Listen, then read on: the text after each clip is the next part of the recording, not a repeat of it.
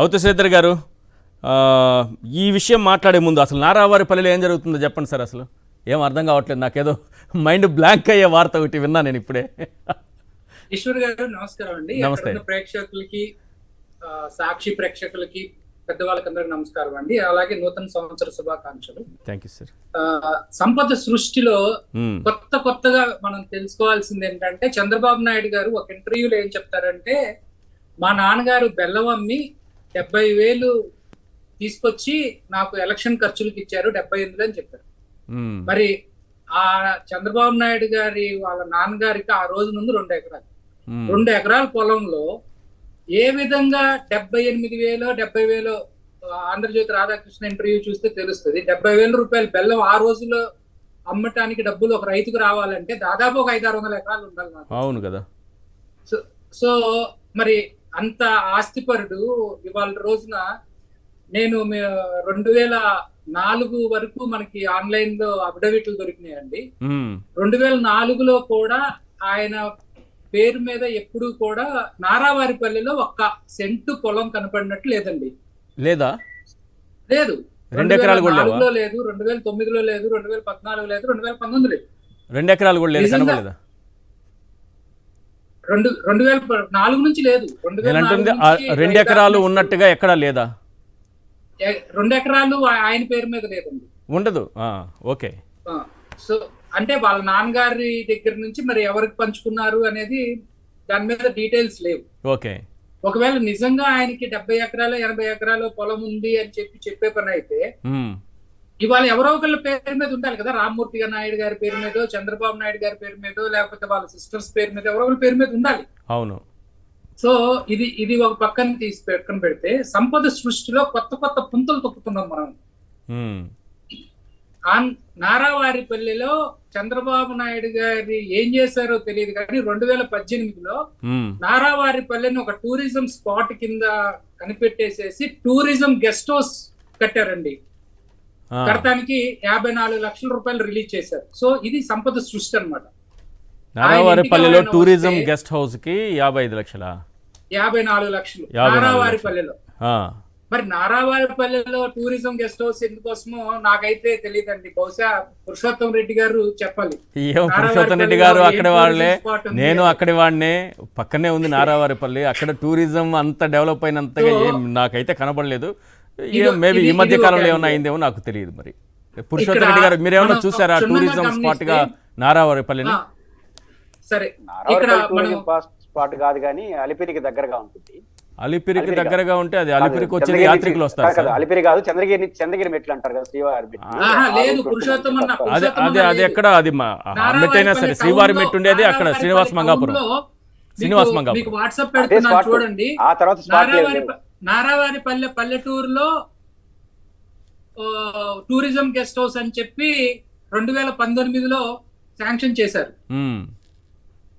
2018లో GO పెట్టాను చూడండి, 54 లక్షలు. అవును. 2018 జనవరి 5. సో ఈ విధంగా సంపద సృష్టికి కారణాలు వస్తా ఉంటాయండి. ఓకే. అలాగే కొన్ని మనం క్షుణ్ణంగా గమనిస్తే చంద్రబాబు నాయుడు గారి మోడస్ ఆపరెండి ఎలా ఉంటదంటే, ఇప్పుడు మనం 2004 నుంచి 2014, 19, 24 వరకు ఆయన అఫిడవిట్స్ తీసుకుంటే అనూహ్యమైనటువంటి మార్పులు వస్తూ ఉంటాయి. ఒక్కోసారి హెరిటేజ్ షేర్ ని 10 రూపాయలు ఫేస్ వాల్యూగా ఉన్నప్పుడు 10 రూపాయలుగా చూపిస్తారు, దాని 2 రూపాయలు వచ్చినప్పుడు 2 రూపాయలు చూపిస్తారు. ఓకే.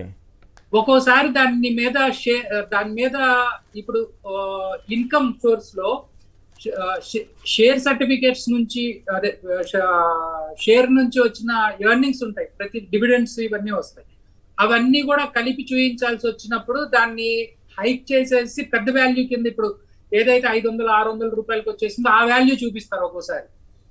సో దీన్ని క్షుణ్ణంగా మనం గనక గమనిస్తా ఉంటే ఆయన చేసే మ్యానిపులేషన్ అంతా కనపడతా ఉంటుంది. జగన్మోహన్ రెడ్డి గారిని సూట్ కేస్ కంపెనీలు పెట్టారు అని చెప్పి విమర్శిస్తా ఉంటారు. దాదాపు 18 పైగా కంపెనీలు నారా భువనేశ్వర్ గారు, నారా లోకేష్ గారు డైరెక్టర్లుగా ఉన్నటువంటి కంపెనీలు 2017 వరకు ఉన్నాయి. ఎన్ని కంపెనీలు? 17 పైన కంపెనీలు అండి. నిర్వాణ ఎస్టేట్స్, నిర్వాణ హోల్డింగ్స్, హెరిటేజ్ గోల్డ్ ఫైనాన్స్, ఇట్లాంటి చాలా కంపెనీలు ఉన్నాయి. సో వీటన్నిటిలో కూడా లోకేష్ గారు 2017 ఏప్రిల్ వరకు మెంబర్ డైరెక్టర్ గా ఉన్నారు. ఎప్పుడైతే మంత్రిగా ప్రమాణ స్వీకారం చేశారో వాటిని వేరే వాళ్ళ పేరు మీద ట్రాన్స్ఫర్ చేశారో లేకపోతే ఏమైతే తెలియదు, ఆయన బయటకు వచ్చేసారు.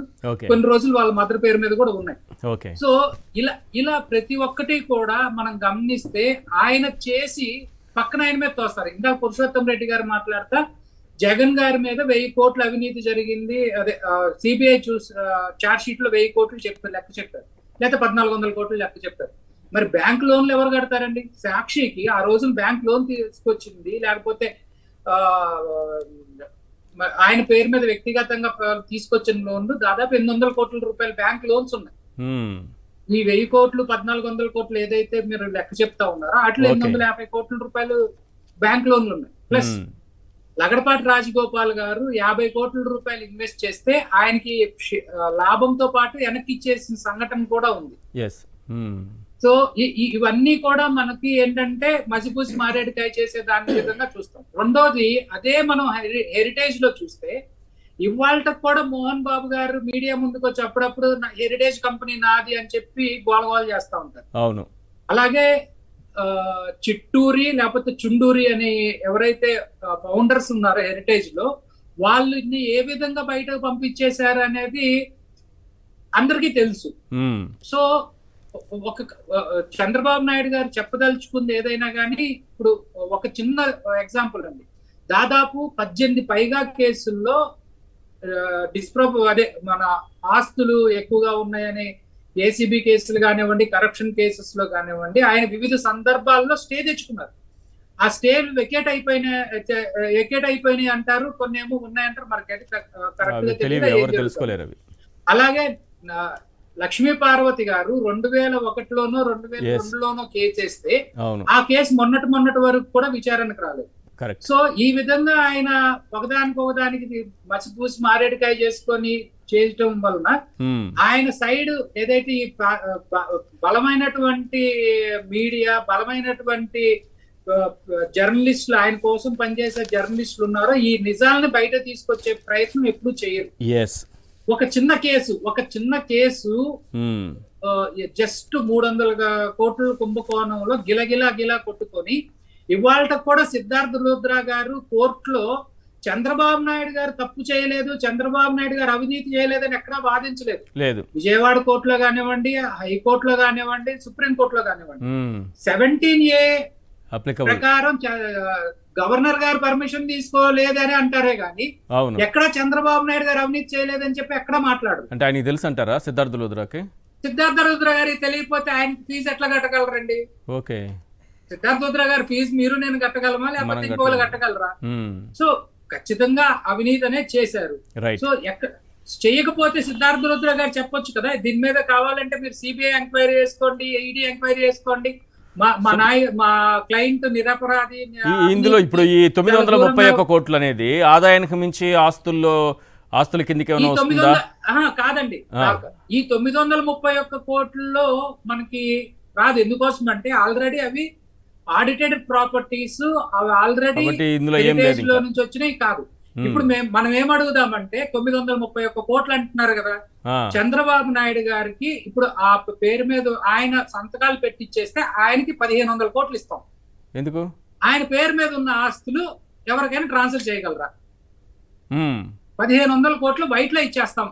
ఆయన పేరు మీద ఉన్న ఆస్తులు భారతదేశంలో గాని విదేశాల్లో గాని ఉన్న ఆస్తులు మొత్తం పలానోళ్ళకి మేము ఇచ్చేస్తాం. ఇదిగో నేను ఈ 1500 జగన్ గారు ఛాలెంజ్ చేశారు, ఎక్కడ సంతకం పెట్టమంటే అక్కడ సంతకం పెడతాం, మీరు చెప్పిన వాల్యూలో 20% ఇవ్వండి అని.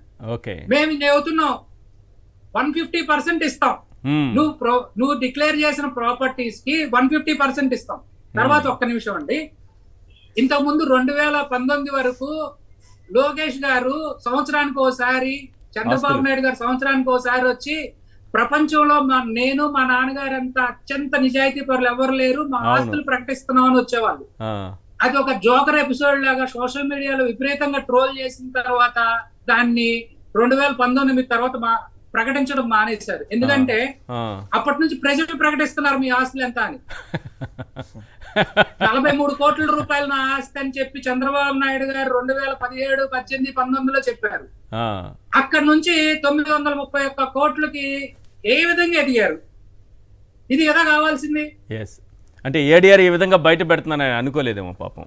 అంటే ఏడీఆర్ అంటే కొంతమంది ఇప్పుడు ఆంధ్రప్రదేశ్ లో ఉన్న జర్నలిస్టులని లేకపోతే మన జర్నలిజంలో చంద్రబాబు నాయుడు గారి ఆస్తులు ఎంత ఏడీఆర్ తీసినట్టు తీసి ఎవరు చేయరు, ప్రపంచం మొత్తం మేనేజ్ చేస్తాం అనుకున్నారు. అవును, అందుకోసమే ఇక్కడ సాక్షి కావాలంటే ఇప్పుడు సాక్షి మీద ఒక ముద్ర వేస్తుంటారండి, సాక్షి చెప్తే వినొద్దు అని. ఎందుకోసం అంటే సాక్షి ఒకటే కదా ఈ రోజు చంద్రబాబు నాయుడు గారి ఆస్తుల గురించి డిబేట్ పెట్టింది, మిగిలిన ఛానల్స్ ఎక్కడా రావు కదా. రైట్. సో రాజశేఖర్ రెడ్డి గారు చెప్పినట్టు రెండో సైడ్ ఆఫ్ ది కాయిన్ చూపించడం, second side of the coin చూపించడమే సాక్షి ఉద్దేశం. రైట్.